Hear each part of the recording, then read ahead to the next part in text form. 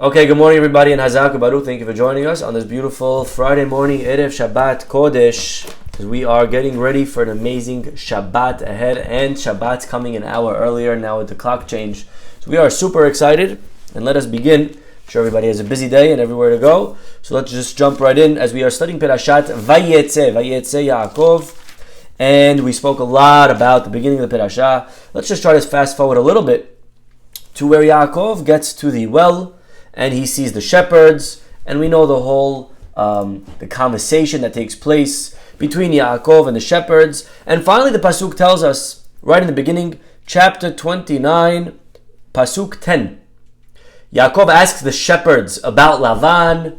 Tell me, how is Lavan doing? Does he have children? And all of a sudden, as if it was prepared, Rachel walks right into the scene with all of her sheep.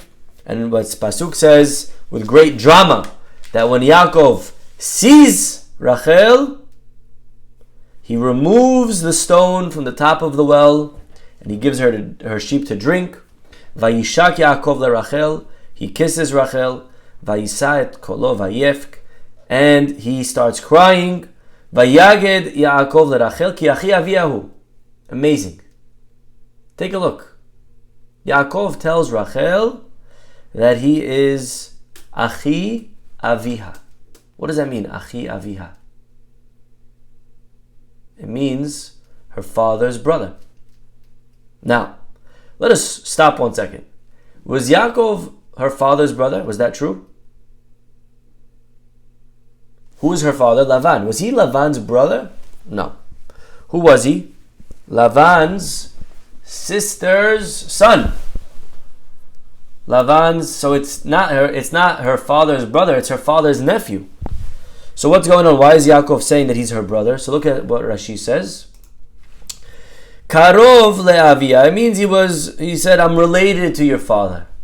Me and your fathers were brothers from another mother. We're related. Okay, that could be, maybe he was speaking loosely.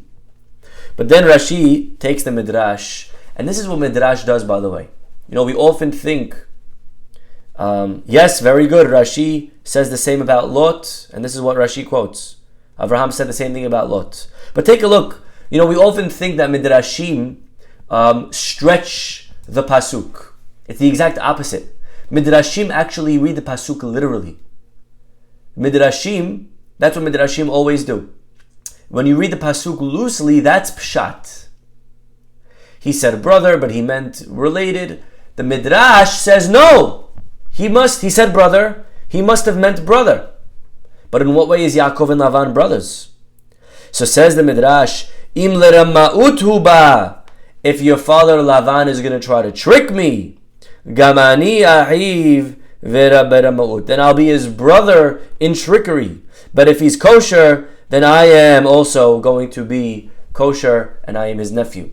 And what Rashi is telling us is that when Yaakov meets Rachel for the first time at the well, and he proposes, assumingly, he starts preparing for whatever tricks Lavan may have up his sleeves. So as an example, take a look.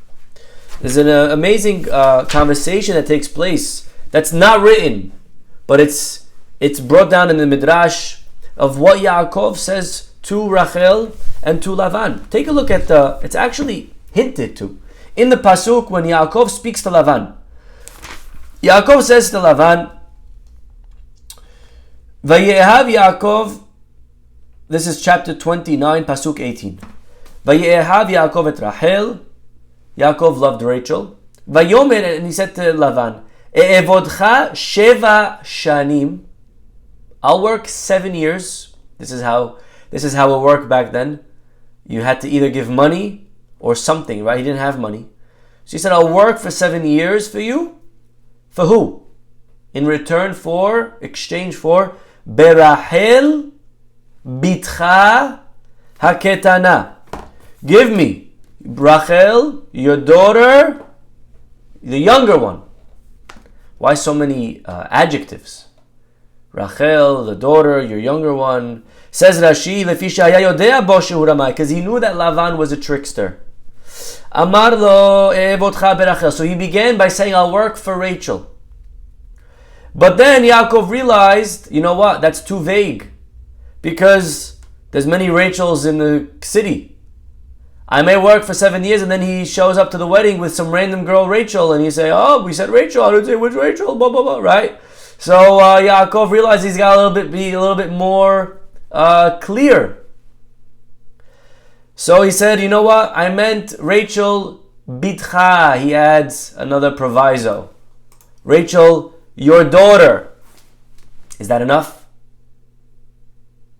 That's fine, right? He only has one Rachel daughter.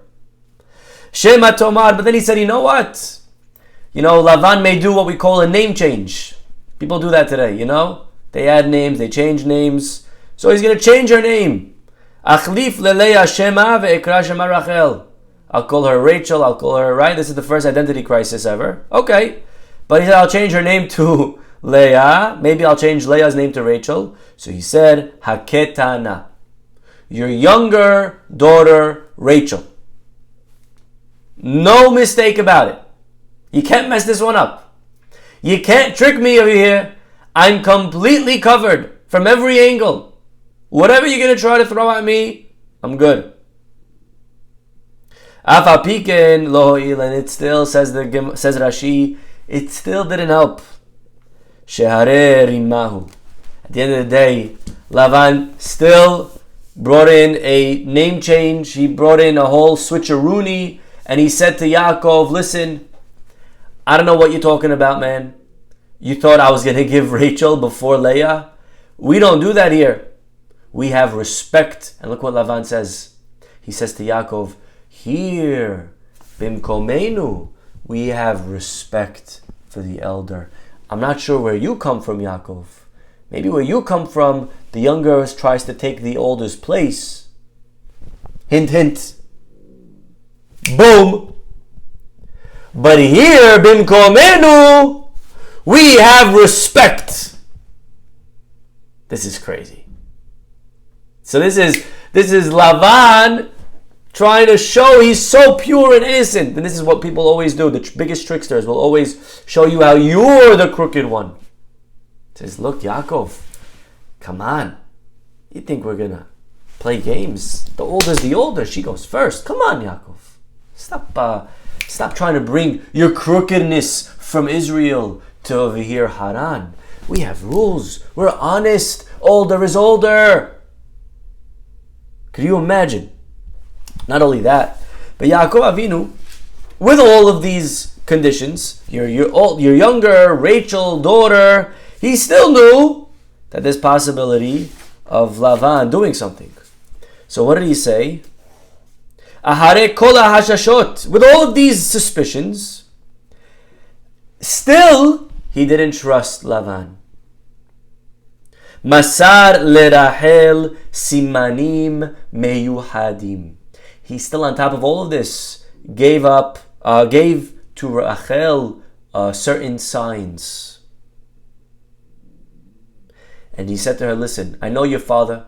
I feel like with all the specifications, he's still going to find some way, some loophole. So let me give you these signs. And under the chuppah, if he tries to switch us, then I'm just going to ask you. And if she doesn't have the answers, then I know that it's not her. And then I'm a step ahead of your father. So this is what Yaakov says to Rachel. If he's a trickster, im ramayhu achiv ani beramaut. And obviously the question is, where do we see any trickery over here on Yaakov's part? Is there any trickery? Is there any sign that he was being deceiving? If your father's going to try to trick me, I'm going to trick him back. Where did Yaakov use trickery? He just was very clear in his contract, which is what you should do. And he was very clear with Rachel about creating a certain system to know if it's going to be her under the chuppah in 7 years from now. Where's the trickery? Says the Be'er Yosef, says of Yosef Levovitz. You know what it means over here? We see that Yaakov wasn't saying, I'm going to be a trickster like him.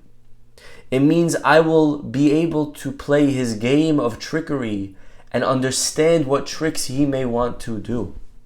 You see, a lot of times in life, it takes one to know one. Right? So sometimes when there's someone who's a gangster, he understands how gangsters think. When there's a trickster, he understands how tricksters think.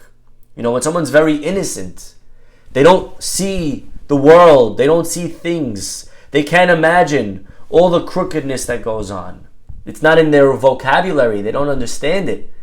They're honest, they're straight. So when they see something that's a little bit unstraight, that's a little bit crooked, they don't even detect it. To think like a crook, you need to a little bit be a crook. And the greatness of Yaakov was that he was able to think like a crook while still being Yaakov. And he said, if he's going to try to outsmart me, if he's going to use his crookedness, don't worry, honey. Although I'm Yaakov, and I'm Ishtam Yoshevo Halim, but I can understand and I can think like a crook. And I'll plan in a kosher, permitted way, how to make sure I don't get out-tricked and outplayed by your tricky father. So this is what's going on over here. This is the trickery that Yaakov is anticipating, and he prepares, and he's fully covered. From all angles, there's nothing Lavan can do. And yet we find, with all of this, he tricks Yaakov. And at the last second, Lavan goes under the chuppah, takes Rachel out, throws Leah in, and says, Leah, you're going to marry Yaakov, not your sister. And take a look at what the pasuk says.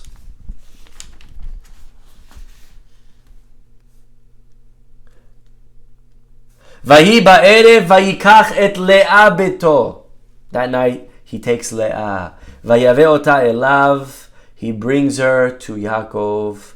And Yaakov didn't notice. So Lavan, with all of the conditions, still is pulling over here a huge trick. And you look at Yaakov's response. In the morning he finds out it's Leah. And he says, Mazot asitali. What'd you do to me? Halo berachel avati imach. Velama rimitani. Could you imagine? You work 7 years of your life. And your time is valuable. Your name is Yaakov Avinu. You work 7 years of your life. And this guy tricks you. What would my response be? Punch him in the face. Kill him. You liar. Get out of here.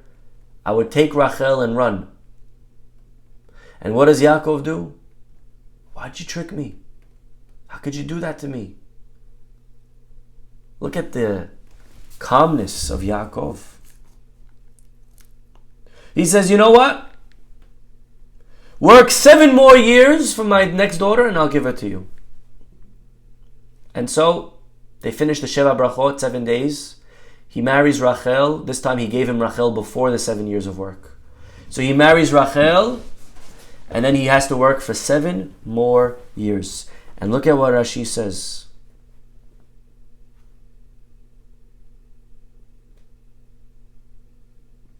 Rashi says, Vayavod od sheva shanim acherot. The pasuk says that he worked for 7 more years. And our rabbis tell us the 7 more years are compared to the first 7 years. Marishonot be'emunah, the same way he worked for 7 years.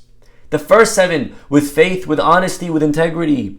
Af ha'ahronot be'emunah, the 7 latter years that he worked were with the same integrity.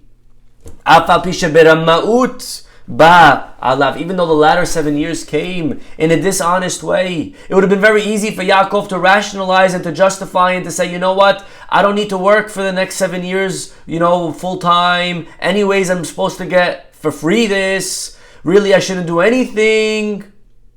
But Yaakov worked with complete devotion for the second 7 years. And we know how hard he worked.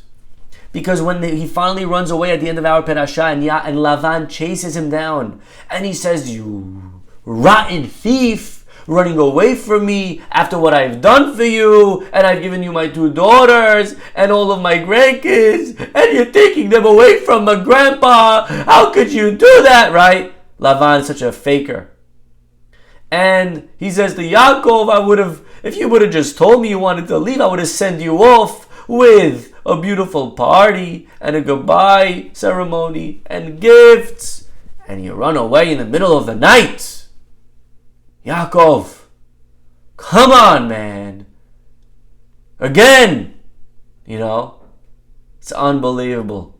This guy Lavan, when he runs away, Yaakov says to Lavan, I've worked day and night for you, hot and cold. I haven't slept for 20 years. So Yaakov wasn't just fake working. He was working and working hard. And the second 7 years, he worked just as hard as the first 7 years, even though technically he had every excuse and every reason to just maybe steal a few hours in the middle of the day for himself, do his own stuff. But this is the emunah of Yaakov. Imagine how hurt he must have been. Imagine how hurt Yaakov Avinu is at this point in time. He's been cheated. He's been lied to. He has to now marry sisters, which, by the way, it's against the Torah. All the Torah wasn't given yet. And he didn't do a sin per se. But the Gemara tells us in Masechet Pesachim that at the end of time, when we're having the beautiful lavish Seudah with Mashiach, I can't wait to see who's going to be the party planner for that one, right? As we're having this amazing Seudah with Mashiach, it's going to be time for Zimun. There's going to be time to bench. And we're going to go around the table offering all the great tzaddikim, Bechavod, Zimun. We're going to go to Avraham. Avraham, would you like to do Zimun for us? And each one of the greats are going to say, I'm sorry, I can't, because I have a certain flaw. Each one's going to say what their flaw was. What was Abraham's flaw? Abraham had a son Ishmael. Yitzchak had a son Esav. What's Yaakov's flaw? Yaakov is good. 12 out of 12, all tzaddikim. Maybe Yaakov's going to do Zimun. Says the Gemara, nope, not Yaakov. Yaakov can't do Zimun because he marries sisters. That's what Yaakov says. I can't. I married sisters. So look how much this is going to injure him in the future, and it's not ideal. He married them, but ideally, listen, his father kept the Torah and he would have liked to. And still he accepted it. Yaakov Avinu lives with the concept, Kol de'avid rahamana letav avid. Whatever God does, it's for the best. Some way, somehow. And if this is what God ends up allowing to happen, Lavan tricked me, yes, but this must be part of Hashem's plan, and he accepts it. I wish it didn't happen, but he accepts it. What an amazing concept to live with. To be able to take our experiences. We had last night an amazing, amazing speaker in the synagogue. We had Judge Richard Bernstein, the first blind Supreme Court justice. Blind. And he is a judge on the highest court of the state of Michigan. One of 7. The story is remarkable. He was here in the synagogue last night, speaking, telling his story. There was not a single dry eye in the entire room. The people that were watching live on Instagram, everybody's jaw dropped. To see a man like this, whose whole life is just challenge after challenge, work and get to where he got to. And he wasn't voted out of pity. He's a judge of a Supreme Court. And he was voted by the people of Michigan. His slogan during his campaign was blind justice. Guys, this is a true story. Judge Richard Bernstein, just please look it up. His story is remarkable. And his message was how our experiences in our lives make us who we are. Everything that God gives us. We don't maybe ask for them. We don't always choose them. But it's our, he says, how did I get to where I am today? It's my experiences. Whatever Hashem. So Yaakov Avinu realizes that if this is what God's doing, Kol de'avid rachamna letav avid, I'm going to accept it. We don't always see it. We don't always understand why. But whatever Hashem does. And by the way, it ends up being true. Because, we wonder. We spoke how Lavan ended up putting Leah in. But what about the signs that Rachel prepared with Yaakov. They planned for this. They had signs, secret messages, that if Lavan's going to try to throw anything that's a curveball, if he's going to call an audible, they're going to have signs, they're going to call his bluff, they're going to be able to see it. What happened to the signs? How did Leah get through that? And listen to what our rabbis tell us. Le'atid lavo, in the future, when Hashem's exiling all the Jewish people, all of our greats in history, Avraham, Yitzhak, Yaakov, one by one, they come to HaKadosh Baruch Hu and they say, God, please forgive your children. And God's going to say to every single one of them, they sinned. I can't forgive them. But take a look. Kafza Rachel Imenu, I'm reading to you the Midrash in Echa. Rachel Imenu now jumps onto the stage in front of God and she says, Ribono shel olam, master of the universe, Galui v'yado lefanecha, it is known before you, sheYaakov avdecha ahavani avayetera. You knew how much Yaakov loved me. And he worked for my father for 7 years. And when the 7 years were up and it was time to get married, my father planned to put Leah instead of me. And it was very hard. I found out about this plan. Vehodati leba'ali umasarti lo simanim. And then I went over and I gave Yaakov the signs, sheyakir ben yu ben achoti, so that he will know that it's not my sister, that it's me. I gave Yaakov signs to prepare him just in case Lavan tries to throw Leah in. Vela'erev, but that night, says La Rachel, when that night, when that night I saw Leah marching down the aisle and they put her in my stead, I felt horrible. I realized that my sister's about to get so embarrassed. I realized that she's going to feel so hurt when she's standing under the chuppah and Yaakov's going to ask her for the signs, for the password, and she's not going to know. And what I did that moment, I did the unthinkable, says Rachel. I went in that second and I gave my sister Leah the passwords, so that she can now go and tell them to Yaakov, and he'll think that she's Rachel. Velo'od, this is crazy. She says even further, she went into the bedroom that night, and whenever Yaakov would ask a question, Rachel would answer so that Yaakov shouldn't differentiate in the voice. Mamma mia. Could you imagine this? She is there the night of the wedding, responding, because, how did he not hear in the voice? The Midrash says that she was actually under the bed, and she was the one talking. Says Rachel, Uma ani, if me, that I am flesh and blood, and I am made out of just bones, and I am mortal, and I didn't get jealous for my sister, I was able to be mevated. Please write that word down. That's today's word. I did not allow my sister to go out and be embarrassed. Ata melech hay v'kayam, you God, who is merciful and immortal and compassionate. You want to be jealous for avodah zarah? That's nonsense. That's nothingness.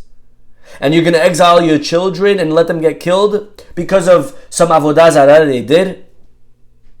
Miyad, at that moment, nidgalgelu rahamav shel HaKadosh Baruch Hu, Hashem's mercy was aroused. Amar, and he says to her, Bishvilech Rachel, ani mahzir et Yisrael imkoman. For you, my daughter Rachel, I will bring the Jewish people. And that's what it says. Min'i kolech mibechi in Jeremiah. Please don't cry. Veshavu banim likvulam. I saw what you did, Rachel.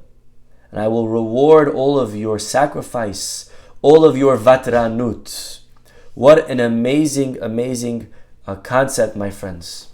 To be mevater is a very hard word to translate. Can someone please write in a translation on the side? How would you translate the word mevater into English? I welcome everybody to please maybe try to translate it. It's a very hard word to translate.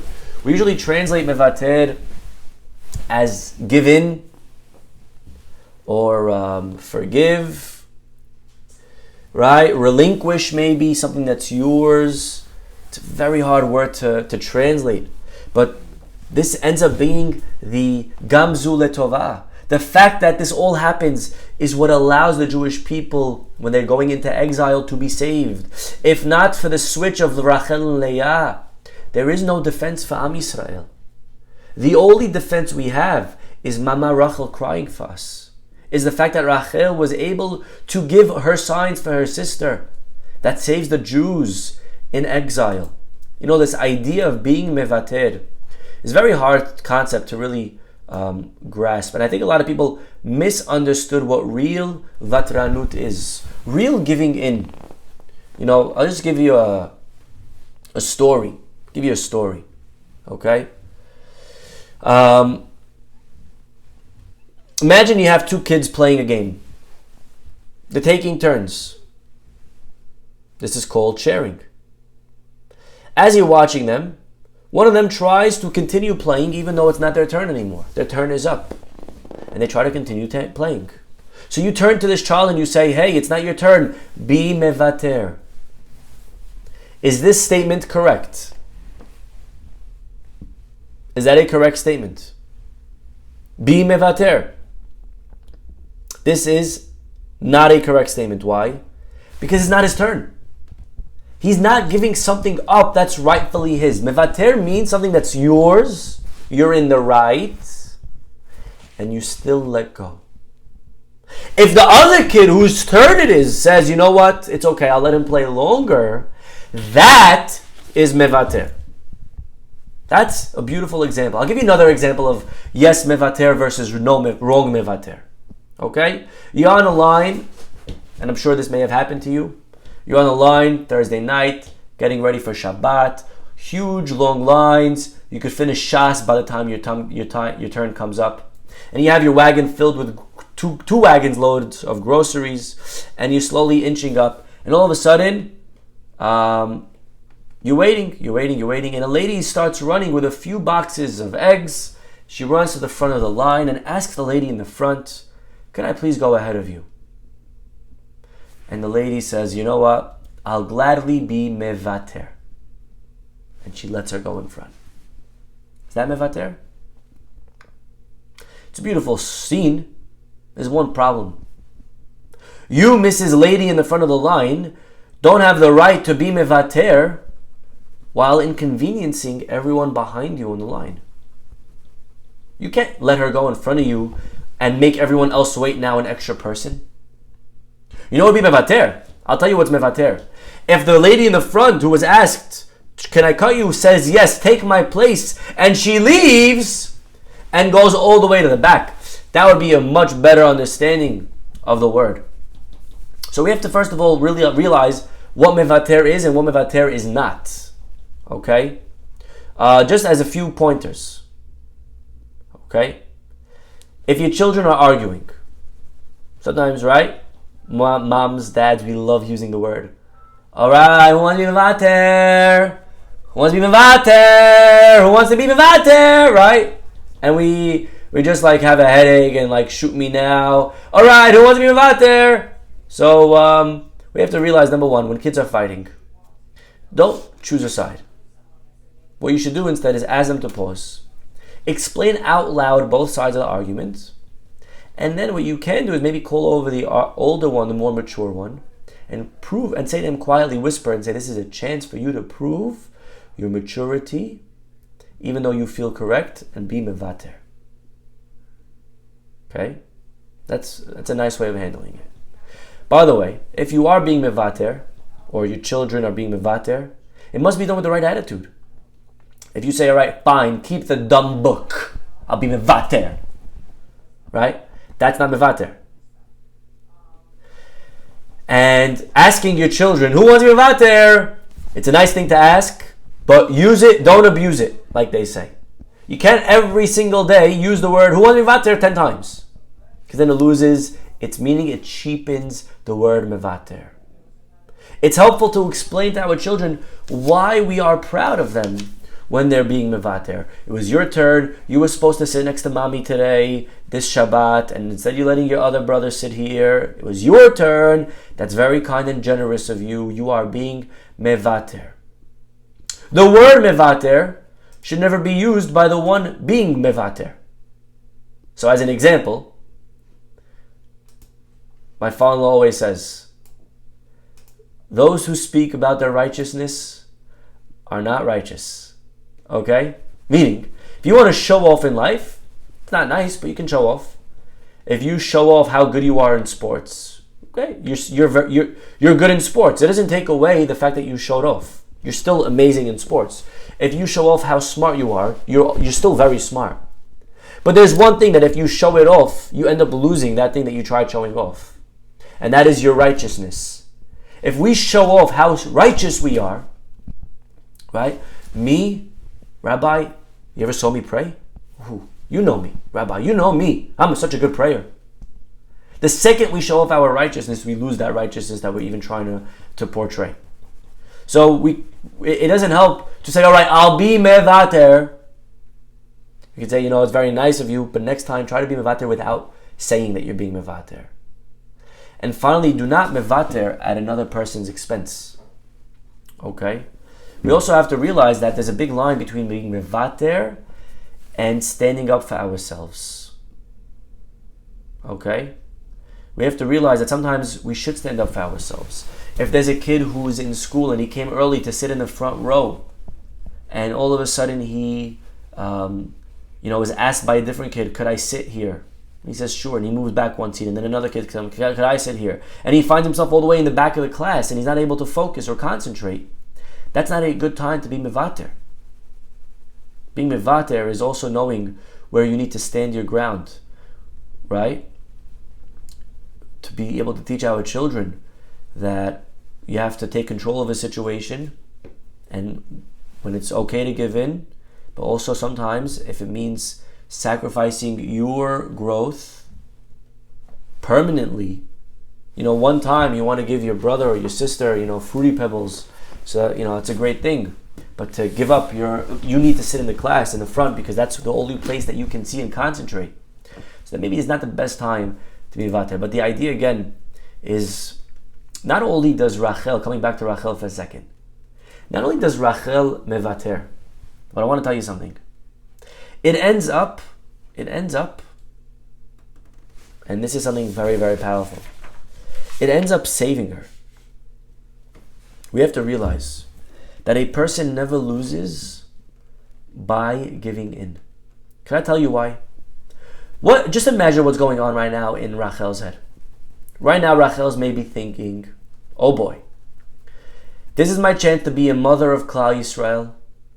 And if I give in, I'm going to lose out forever. My sister Leah is going to be the mother of Klal Yisrael. And I'll never have children. And she does it, by the way, in order to spare her sister embarrassment. She gives her the signs. But you know what? This actually, we're going to see in a minute, this actually ends up being the reason why she does have children. The pasuk says, "Vayiskor Elokim et Rachel." Rachel was barren, and God remembers her, Vayiftach et Rachma, and He ends up blessing her to have children. She ends up having just two, Yosef and Binyamin, but she ends up having children. Why? Because God opened her womb. What caused God to remember her and open her womb? Rashi says, Zacharla. Listen please, this is the whole class. He remembered, Shemasra simaneha le'achota. God realized and saw and remembered that Rachel gave the simanim, the passwords, the signs, to her sister Leah. What an amazing lesson. Ka'asher vitra Rachel. When Rachel was giving in to Leah and giving her the signs, she was under the complete assumption that she is losing forever the ability and the chance to become one of the matriarchs. She'll never have children. She's never going to be a mother. She's going to be lost and forgotten in oblivion in history. And our Torah tells us the exact opposite is true. It's specifically because she gave the signs that she ended up having children. Imagine Rachel would have gone through with her plan and she would have kept the secret passwords to herself. Leah goes under the aisle. She gets embarrassed. Again, not Rachel's fault. It's Lavan's fault. The story moves on. If we had to play it out in our heads, make up your own version. But if I had to play it out, Yaakov grabs Rachel. They go on some type of magic carpet from Aladdin. They fly away forever. And they never have children. Rachel is barren forever. Because she had that type of medical condition. There is no more remembering that God can do of her good deeds, of giving the signs, because she never gave the signs. So it's specifically because she does the right thing. And this is the point. She thought by giving the signs she's losing, and it ended up helping her. It ended up being the only reason that she ends up getting married. It ended up being the only reason that she actually ended up having those children. A person never loses by doing the right thing. I want to tell you an amazing story, and we'll end with this. It's a real story. It's a true story. It's a story about the famous Rav Chizkiah Medini. Anyone ever heard of him? Rav Chizkiah Medini was born in actually Yerushalayim, 1834.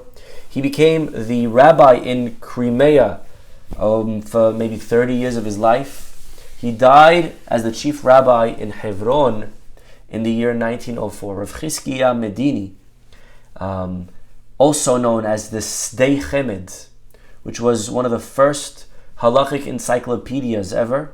A brilliant piece, a brilliant sefer. The Sdei Chemed till today is studied by everyone. And Rav Chaim Chizkiah Medini, they added the name Chaim when he got very sick. So his acronym actually spelled Chacham. Chaim Chizkiah Medini. Okay, they called him the Chacham. Either way, Rav Chizkiah Medini, the story is told, a very frightening story. And I'm reading to you from this book over here, Lekach Tov. The story is told that when he was actually an avrech, a bachelor studying,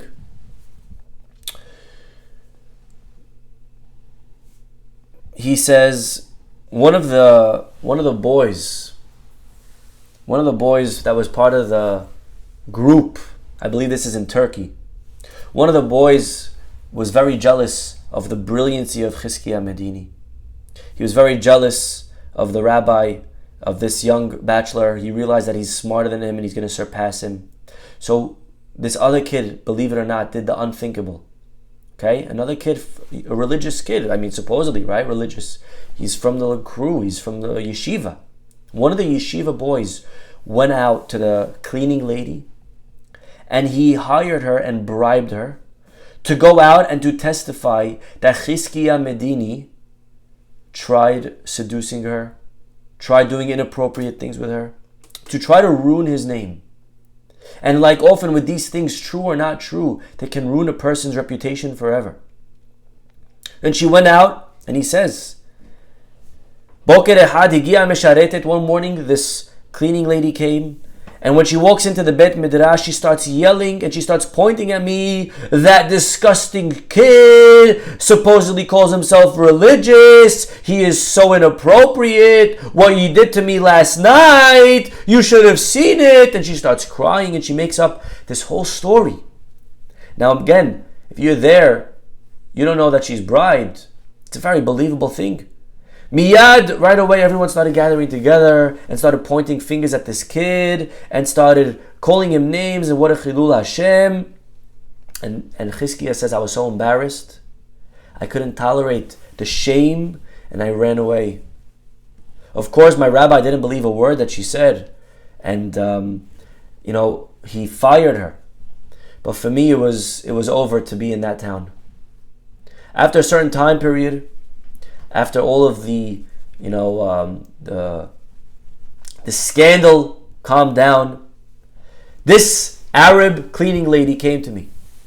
And she starts crying and she starts begging forgiveness. And she says, I have to tell you the truth. I made it all up. I was bribed by one of the boys in the yeshiva to say that about you, to try to ruin your name, to try to ruin your reputation. I can't believe I did it. Please forgive me. I promise I'm going to go back and scream just as loud and tell everybody how it was all a lie. It was all a farce. It was just trying to ruin your name. Somebody bribed me. Please forgive me. And then she continued and said, I got fired. I don't have a form of parnasa anymore. Could you please as well after I go and publicly acknowledge what I did that and how I was lying, if you could please help me find a job back in the yeshiva or with whoever can bring me in. At that moment, says the Sdei Chemed, I realized this is my chance to earn back my reputation. This is a beautiful gift from HaKadosh Baruch Hu. God is setting me up. God is giving me a chance to be able to go out there and to prove to everyone that I'm really innocent.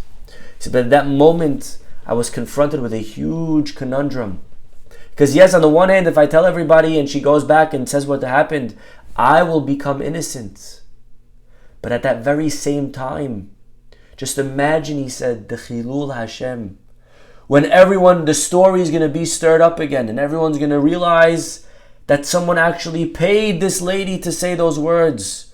Could you imagine an even bigger Chilul Hashem coming out of this?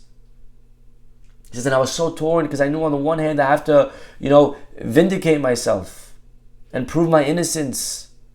But at the other hand, what a Chilul Hashem when someone says, what? That's how yeshiva boys act? That they're bribing ladies to frame other kids?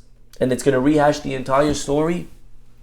He says, and I decided at that moment that the Chilul Hashem that's going to be caused if she says the true story was going to be even greater. And he said, I decided, Mutav imken she'amshich lisbol chirpati, I'll take the shame. I'll continue with the fake story. Just not to bring up the entire episode again and bring out a new Chilul Hashem, desecration of God's name. He says it was a very hard decision. I kept debating it back and forth and I kept changing my mind. But ultimately this is what I decided was the right thing to do.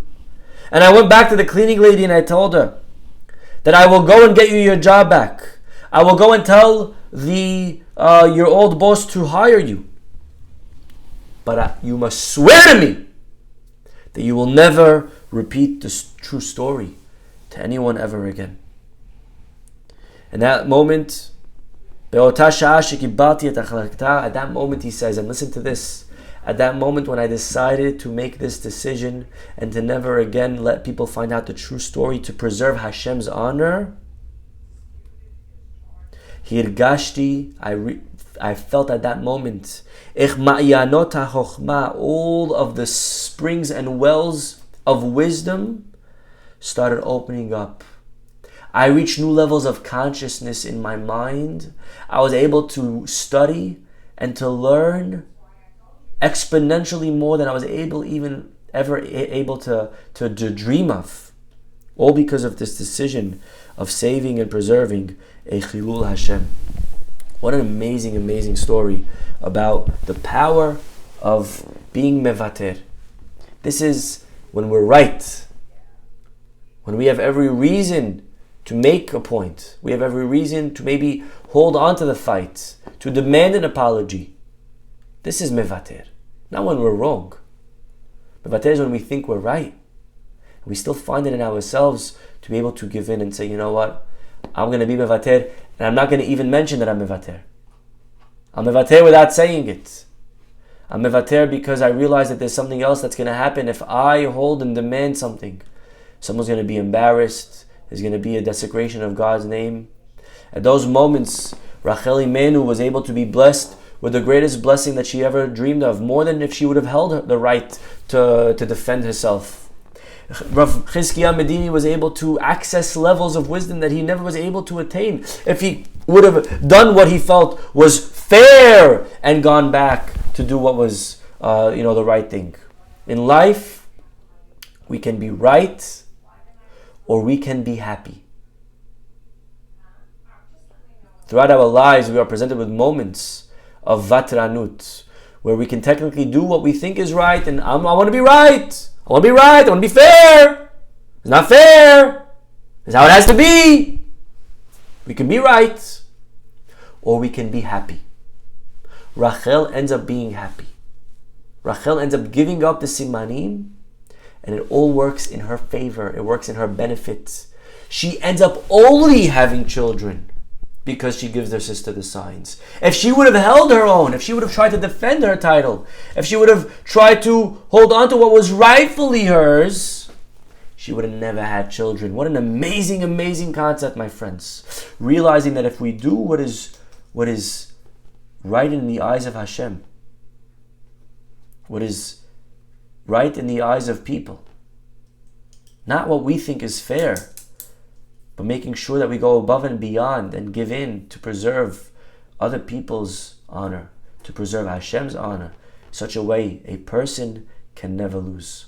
Okay, we'll stop over here. Wishing everyone an amazing Shabbat Shalom, amazing Shabbat of happiness, of health, of refuah shlema, of serenity, of peace of mind, all the blessings of the Torah. Thank you everyone for joining us. We'll see you next week. Shabbat Shalom. Bye-bye.